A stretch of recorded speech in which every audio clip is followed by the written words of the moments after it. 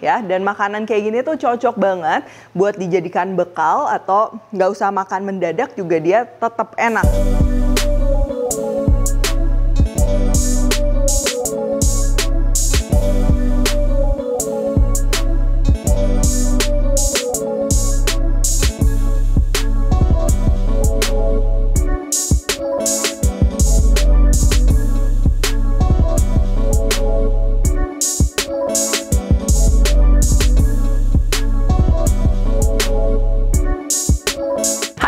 Buku keduaku sudah terbit ya, kalian bisa dapatkan secara online atau di toko buku seluruh Indonesia. Jangan sampai kehabisan.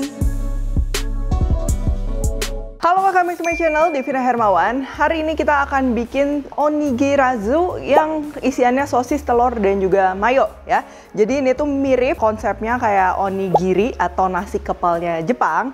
Cuman perbedaannya memang biasanya dibentuk dan juga isiannya. Kalau misalnya onigiri itu kan biasanya isiannya lebih mungkin tradisional dan juga isiannya tuh sedikit. Tapi rasanya biasa asin, strong gitu kayak salmon suwir ya dan lain-lain. Nah, tapi kalau si onigirazu ini dia isiannya lebih kayak sandwich atau mungkin kalau di Indonesia tuh kayak rice bowl. Jadi komposisi nasi sama isian tuh sama-sama banyak dan gak jarang juga diisinya tuh sama sayuran mentah dan lain-lain. Makanya jadi mirip kayak sandwich X onigiri. Bikinnya mudah dan cocok juga untuk jualan. Karena kan namanya hidangan nasi ya, terus isiannya juga kalian bisa kreasikan sesuai selera, jadi cukup cocok juga di lidah orang Indonesia. Oke, dan untuk isian yang akan kita bikin hari ini aku terinspirasi dari spam musubi.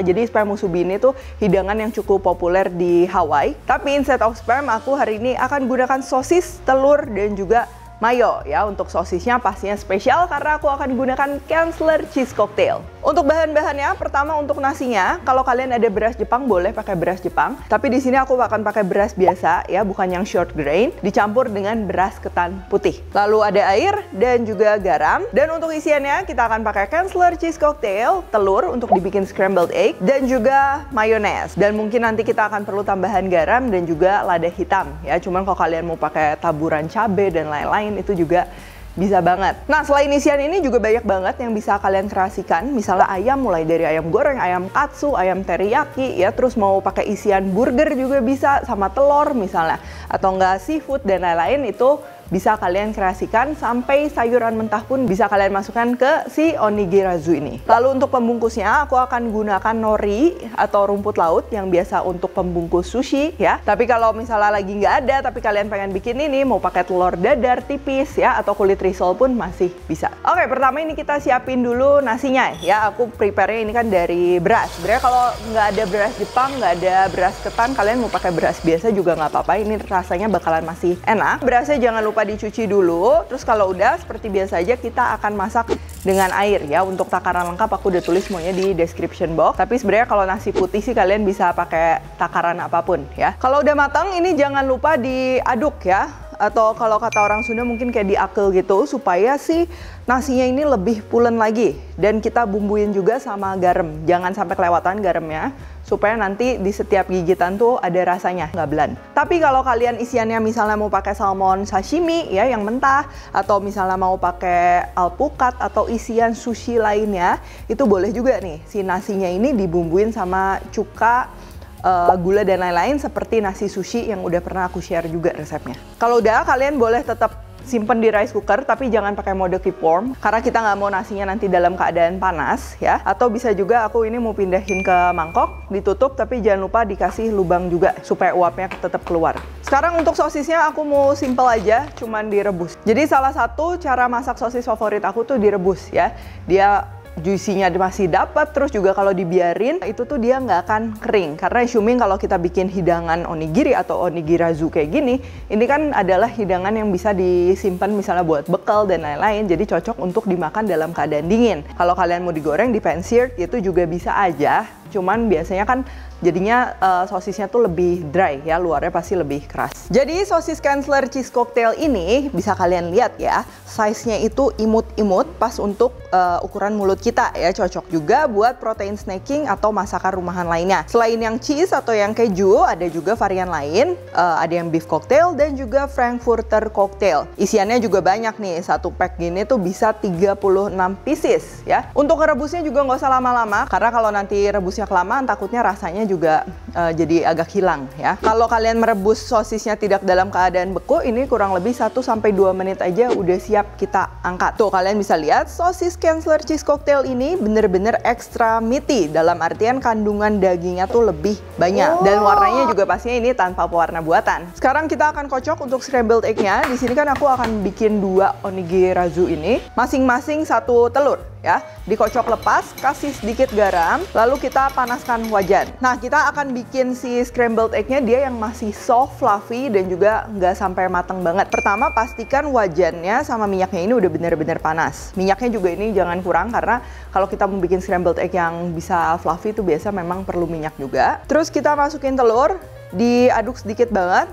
Terus kita bentuk kayak kotak gitu ya. Nanti disesuaikan sama ukuran onigirazu yang mau kalian bikin. Terus nggak perlu dibalik, kita sisihkan aja. Di sini aku udah bikin 2. Sekarang kita tinggal bentuk atau bungkus onigirazunya ini. Nah, kalau kalian misalnya untuk bekal atau untuk dibungkus gitu ya, untuk jualan, ini kan pasti akan perlu dibungkus.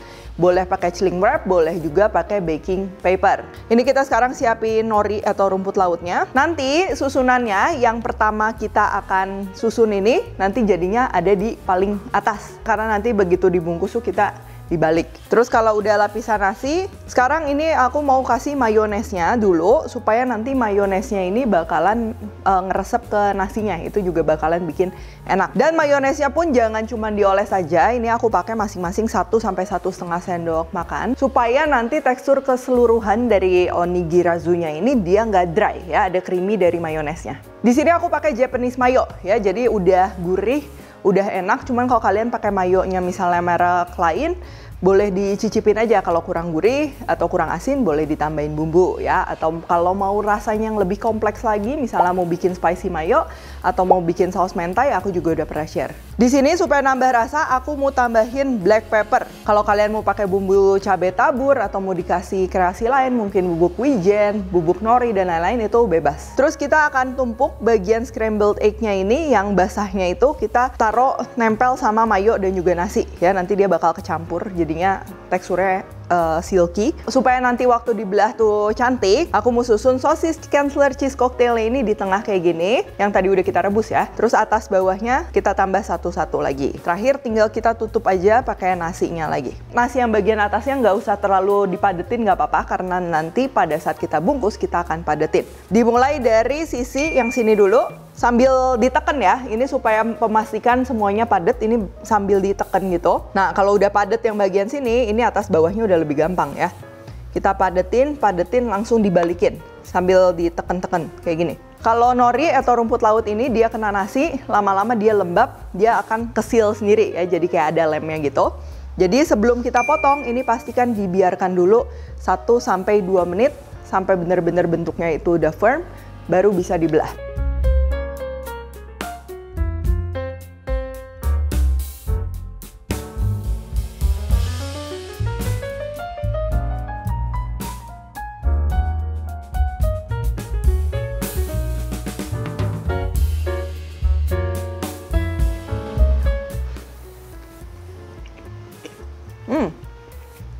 Ini setiap komponennya tuh dia udah ada rasanya ya, jadi nggak ada yang tawar. Mulai dari nasinya kan dia pulen, lengket, kita tadi campur sama beras ketan, terus udah ada asinnya juga. Cheese cocktailnya juga udah berasa, ada wangi sedikit smoky-nya gitu ya. Dan kalau telur sama mayonya ini dia ngebantu apa ya, si rasanya tuh jadi ada creamy. Dan tipe makanan kayak gini tuh pastinya praktis atau handy banget. Cocok untuk misalnya bekal ya, atau enggak juga untuk makanan yang gak langsung dimakan tuh tetap enak.